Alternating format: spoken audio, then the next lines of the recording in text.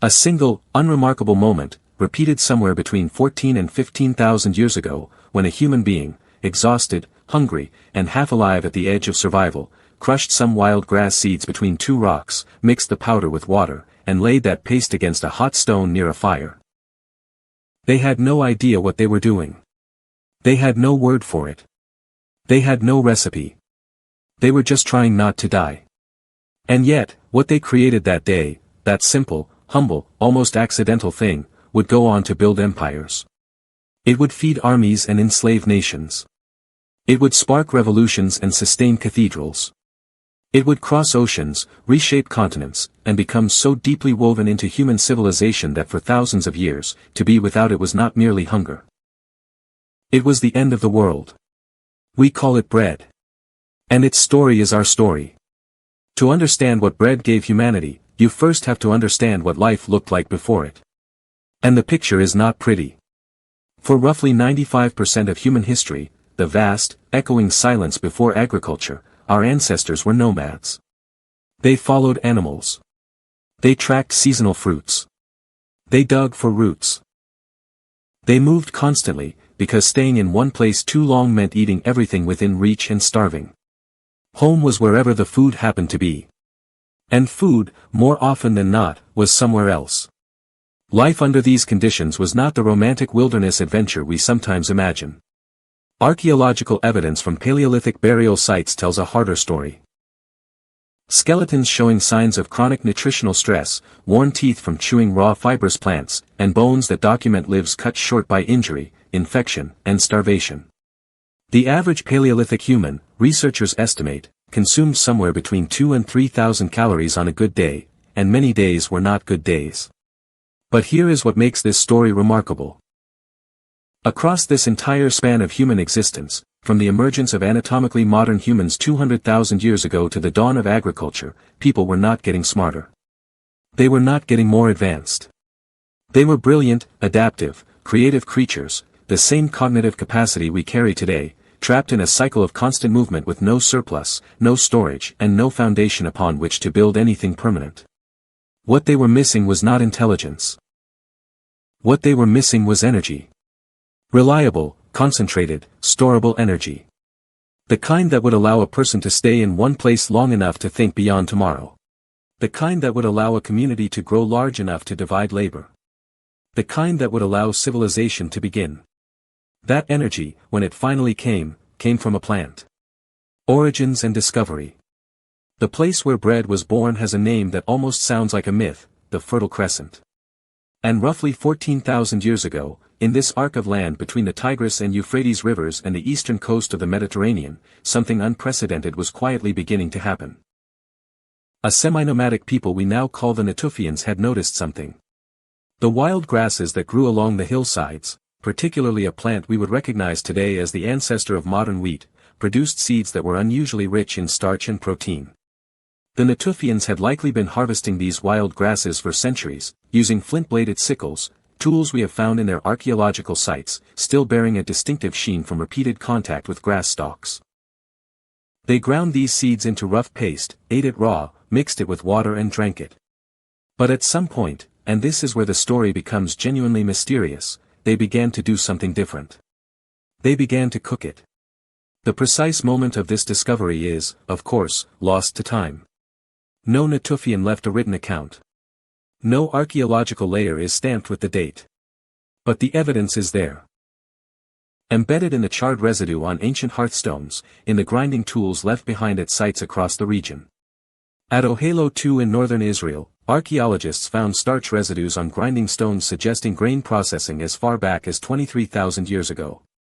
And at Shabeka I in northeastern Jordan, researchers identified the clearest known physical evidence yet, charred remains of a flatbread-like food, baked approximately 14,400 years ago. Predating agriculture itself by at least 3,000 years. Read that again. Bread came before farming.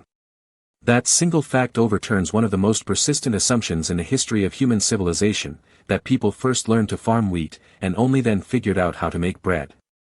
The evidence increasingly suggests the opposite.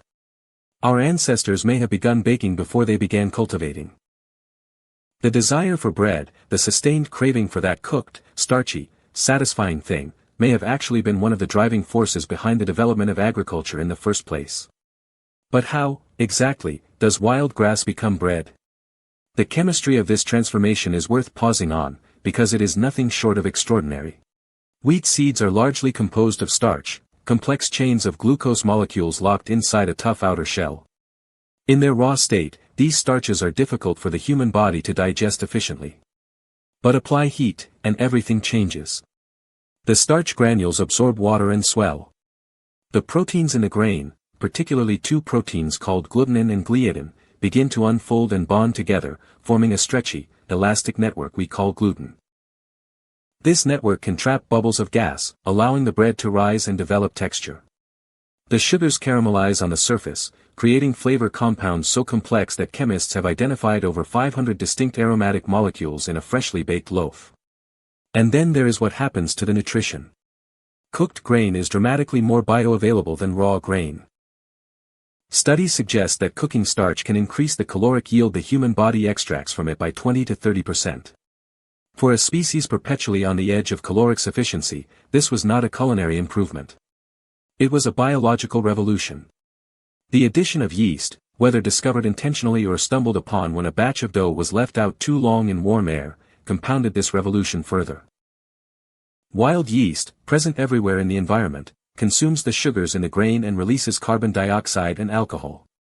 The dough rises. The texture lightens. The flavor deepens into something complex and satisfying in a way that flat, unleavened bread simply is not. No one planned leavened bread. It almost certainly happened by accident. And then, as with so many of humanity's greatest discoveries, someone was wise enough to do it again on purpose. Over the following millennia, this discovery, the cultivation of grain, the grinding, the mixing, the baking, did not stay in one place. It moved. Slowly at first, then with gathering momentum, agriculture spread outward from the Fertile Crescent. Westward into Europe. Southward into the Nile Valley. Eastward across Central Asia. And everywhere it went, bread followed. Or rather, bread led. By 10,000 years ago, farming villages had appeared across much of the Middle East. By 8,000 years ago, there were agricultural communities stretching from Anatolia to the Balkans. By 6,000 years ago, the entire Mediterranean basin had been transformed. People who had spent hundreds of thousands of years following the food had stopped moving. They were growing the food. They were storing it. They were building permanent structures to house it. The age of civilization had begun. And its foundation was made of grain. Rise through ancient civilizations. No civilization understood bread more completely than ancient Egypt. And no civilization was more completely defined by it.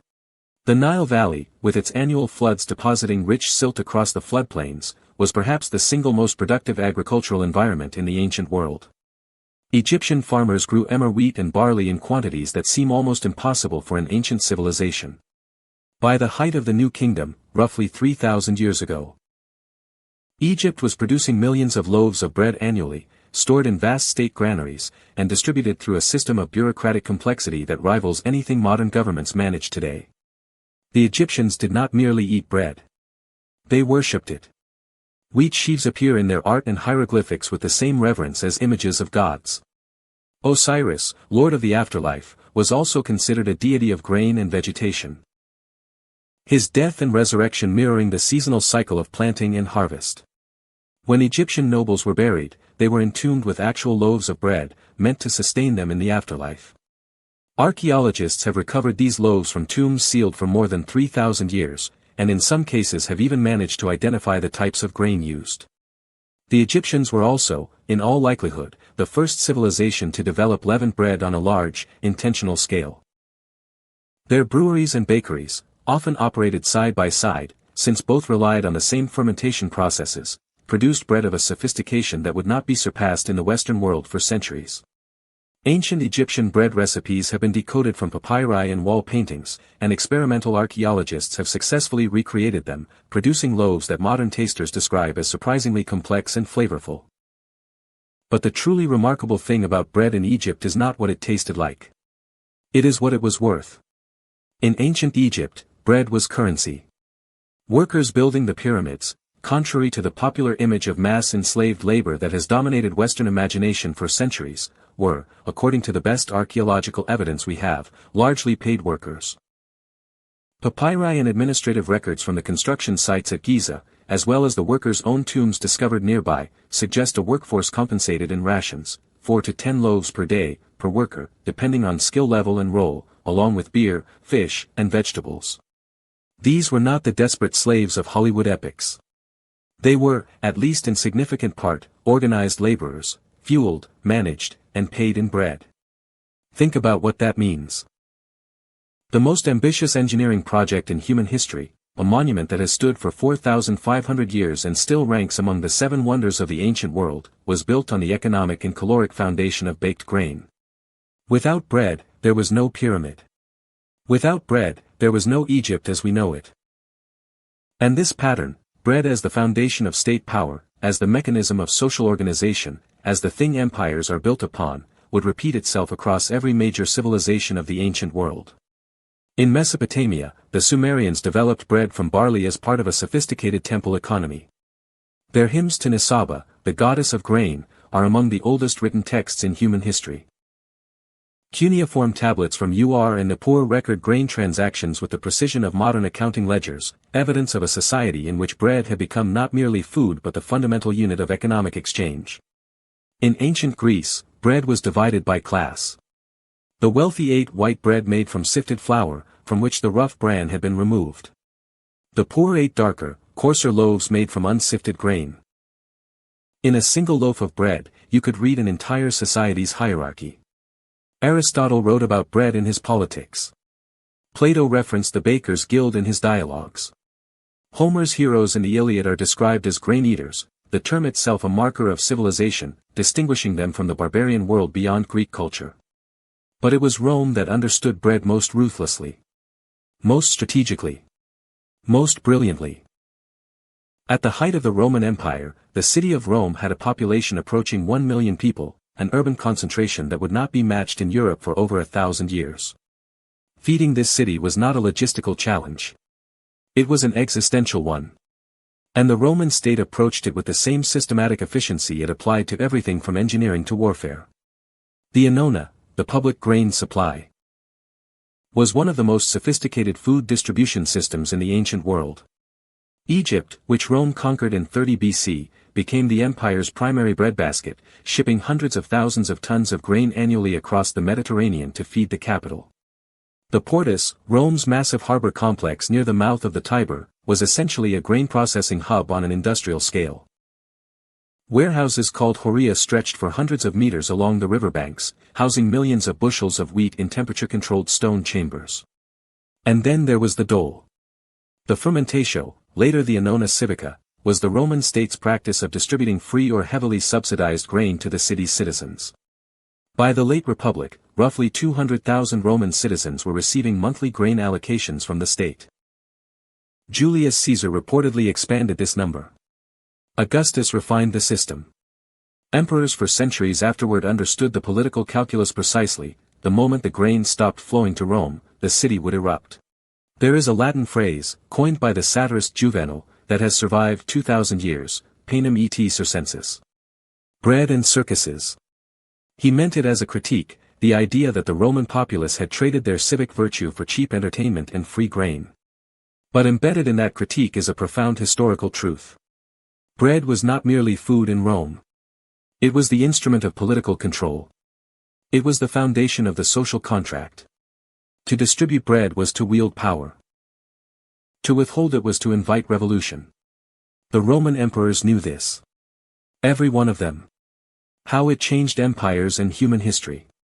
When Rome fell in the 5th century AD, it did not simply lose its legions or its emperor. It lost its bread supply. The sophisticated grain network that had sustained the empire, the Egyptian harvests, the North African fields, the Sicilian granaries, collapsed along with the political infrastructure that had managed it. In the chaos that followed, Europe's population contracted dramatically. Cities emptied. Fields went unplanted. Famine became a recurring feature of life in ways that the height of Roman prosperity had largely prevented. The story of the medieval period is, in many ways, the story of humanity slowly, painfully rebuilding its relationship with bread. The manor system that defined feudal Europe was fundamentally a grain economy. Lords controlled land. Peasants worked land.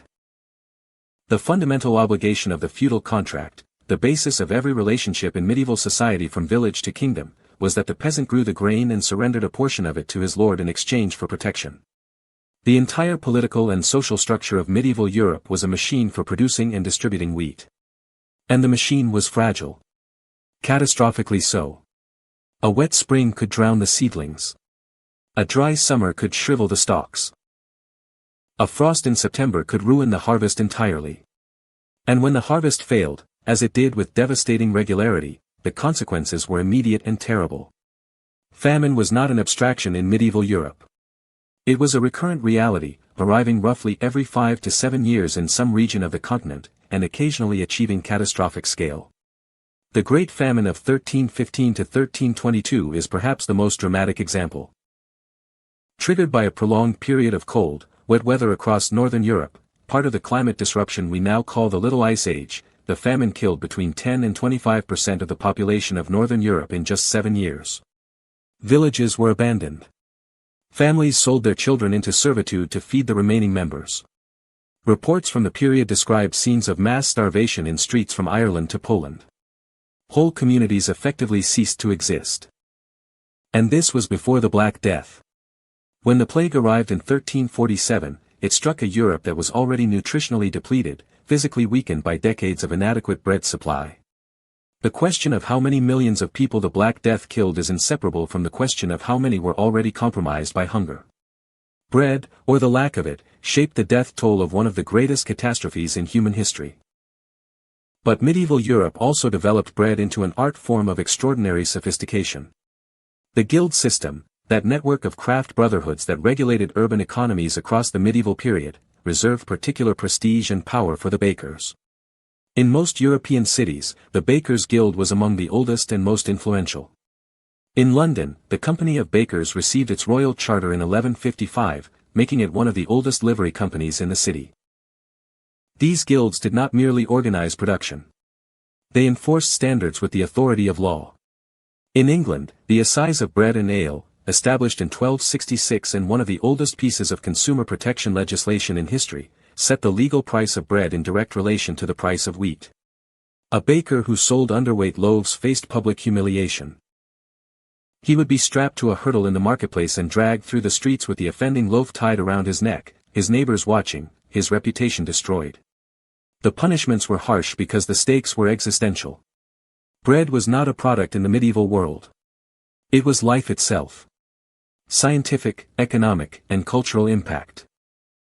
The Industrial Revolution transformed humanity's relationship with bread in ways that were both liberating and deeply troubling, sometimes simultaneously.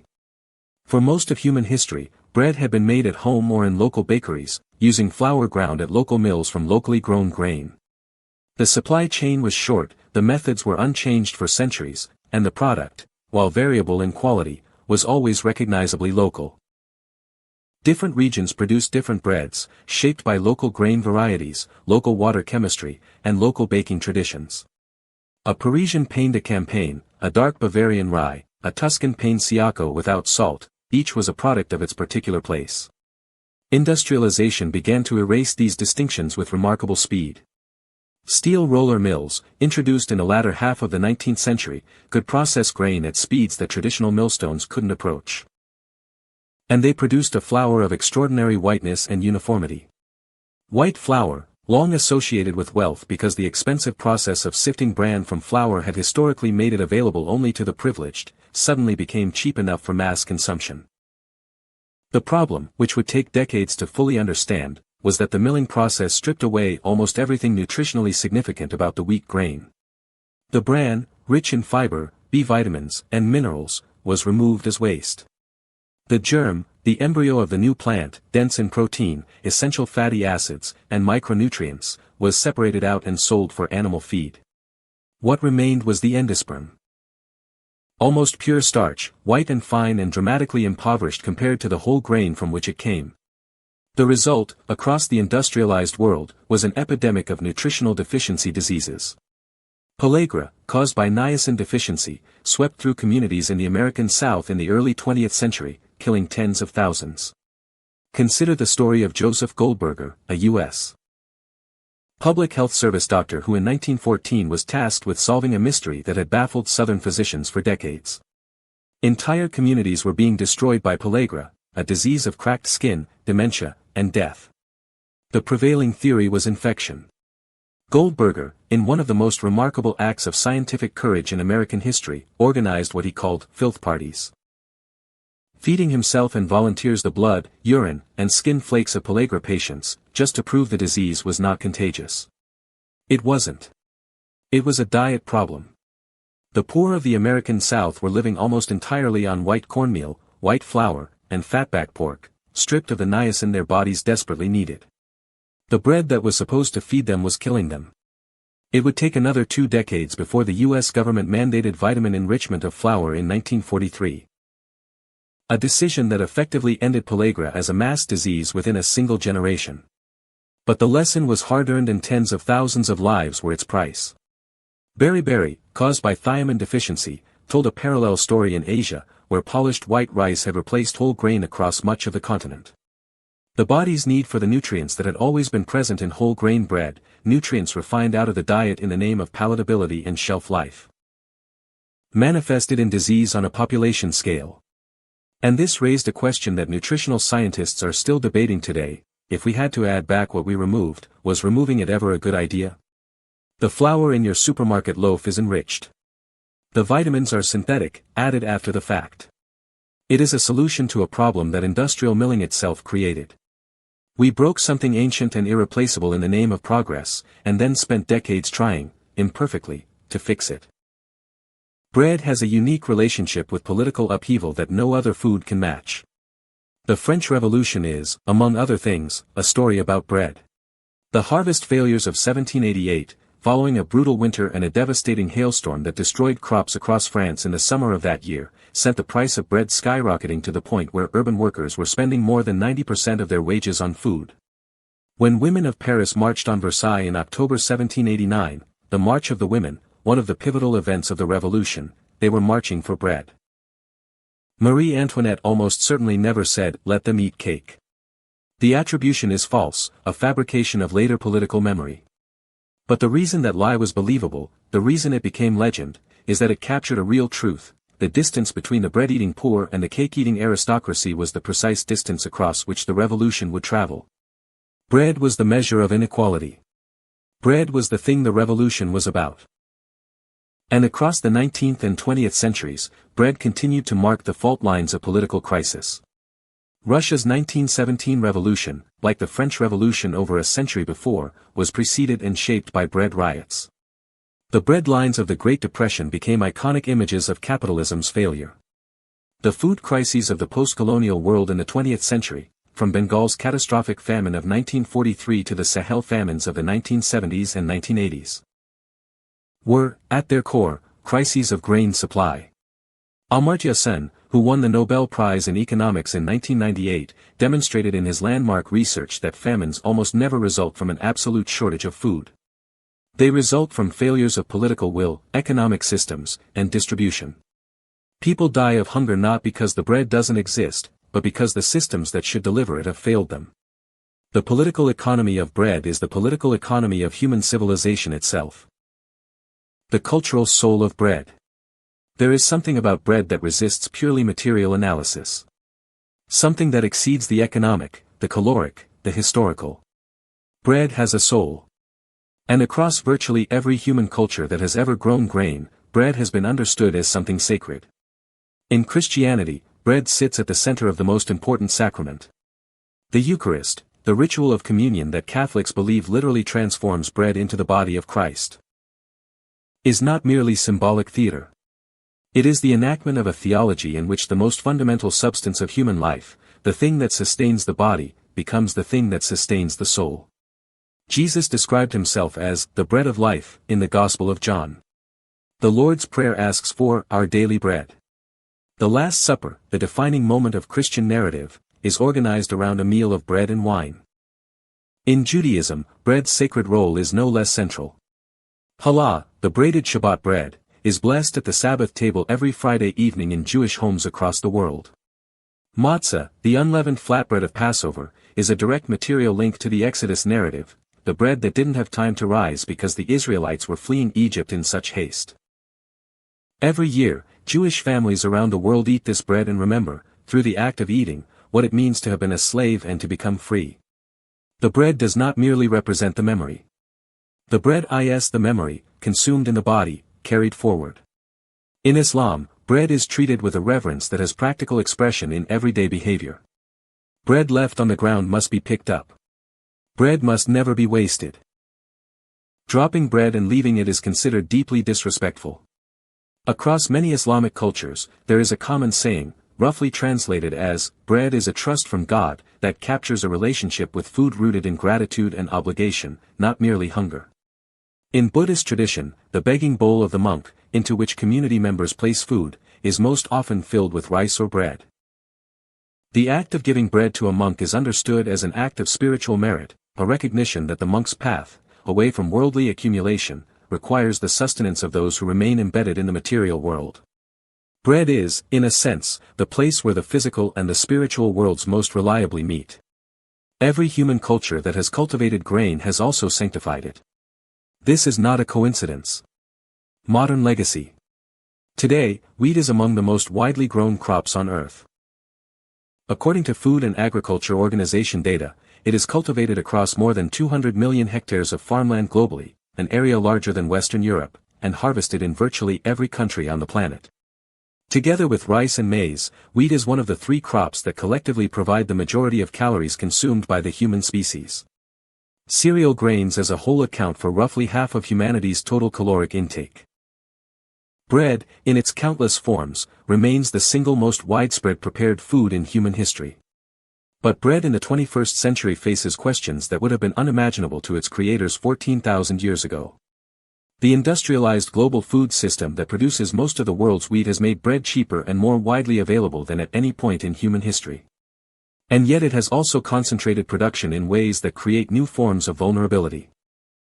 Much of the world's wheat supply depends on a relatively small number of highly productive varieties, the products of the Green Revolution of the 1960s, developed by scientists like Norman Borlaug, whose work is credited with saving perhaps 1 billion lives from famine. These high-yield varieties transformed global food production. But they also reduced genetic diversity, creating systems of agricultural monoculture that are potentially vulnerable to disease, climate shift, and environmental disruption. The war in Ukraine, a country that, together with Russia, had in recent years supplied a significant share of global wheat exports, particularly to countries in North Africa and the Middle East that depend on imported grain, demonstrated in 2022 just how fragile these supply chains remain. Within weeks of the invasion, global wheat futures spiked sharply. Countries already living close to the edge of food insecurity faced sudden crises. The ancient vulnerability, the dependence of civilization on the grain supply, had not disappeared. It had simply become global. And then there are the questions about bread's relationship to human health. Questions that have become culturally charged in ways that sometimes generate more heat than light. The rise of gluten intolerance awareness in the early 21st century, and the related growth of the gluten-free food industry into a multi-billion-dollar market, reflects genuine medical need for the roughly 1% of the global population with celiac disease. But it also reflects a broader cultural anxiety about industrial food. A sense, sometimes articulated clearly and sometimes not, that something has been lost in the mass production of bread, that the loaf on the supermarket shelf is not the same thing as what our grandparents ate. There is some truth in this. The sourdough revival, the remarkable resurgence of interest in slow-fermented, whole-grain bread that has swept through food culture over the past 2 decades, and that accelerated dramatically during the global pandemic, is partly a health response and partly something harder to categorize. It is a reaching back. A desire to reconnect with a process that is slow, and sensory, and alive. A desire to make, with one's own hands, the thing that humans have been making for 14,000 years. When millions of people around the world began baking bread during the lockdowns of 2020, they weren't just filling time. They were reaching for something ancient and fundamental. Something that felt, in the face of uncertainty and fear, like bedrock. Here is something worth sitting with for a moment. The wheat grain has not changed very much in 14,000 years. Oh, we have bred it and engineered it and coaxed more from it than its wild ancestors would have thought possible. But the fundamental biology, the starch, the protein, the chemistry of transformation when grain meets water meets heat, is essentially the same. The bread a woman bakes in a wood-fired oven in rural Tuscany today, from heritage grain, with natural leaven, is not fundamentally different from the bread that was baked in a clay-lined pit in the Natufian highlands in 12,000 BC. The chemistry is the same. The sensory experience, the smell of it, the warmth of it, the way the crust yields and the crumb pulls apart in the hands, is recognizably continuous with every loaf that has ever been baked in the long human story. Think about what has happened in that span of time. The rise and fall of Egypt. The arc of Greece. The ascent and collapse of Rome. The slow rebuilding of medieval Europe. The revolutionary violence of the 18th century. 2 world wars. The moon landing. The Internet. The entire sweep of recorded human history, and much that preceded it, all of it sustained, at its foundation, by this one simple, extraordinary thing. Every great cathedral was built by workers fed on bread. Every army that ever marched was fueled on it. Every revolution that ever demanded dignity for the poor began as a demand for bread. Every civilization that ever rose to complexity and ambition did so on the foundation of grain agriculture. Every sacred ritual that has ever sought to connect the human and the divine has, in culture after culture, reached for bread as the medium of that connection.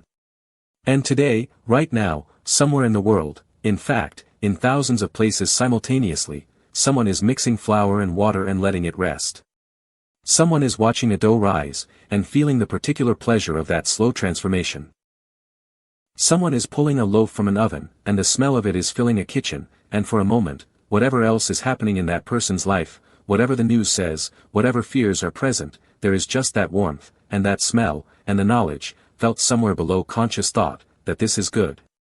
That this is enough. That this, fundamentally, is what we are. We are the animals that make bread. We are the creatures who, 14,000 years ago, looked at wild grass and somehow, through accident, and patience, and the peculiar human stubbornness that refuses to accept the world as it is, transformed it into something that sustains not only the body but the soul. Bread did not build civilization because it was convenient. It built civilization because it was, in the deepest sense, an act of faith. Faith that the seed will grow. Faith that the harvest will come. Faith that tomorrow is worth preparing for. That the future is real, and that it is worth feeding. Every loaf of bread ever baked is a vote for that future. And as long as we keep baking, as long as we keep reaching for that ancient alchemy of grain and water and fire and time, civilization continues. The long story does not end. It rises.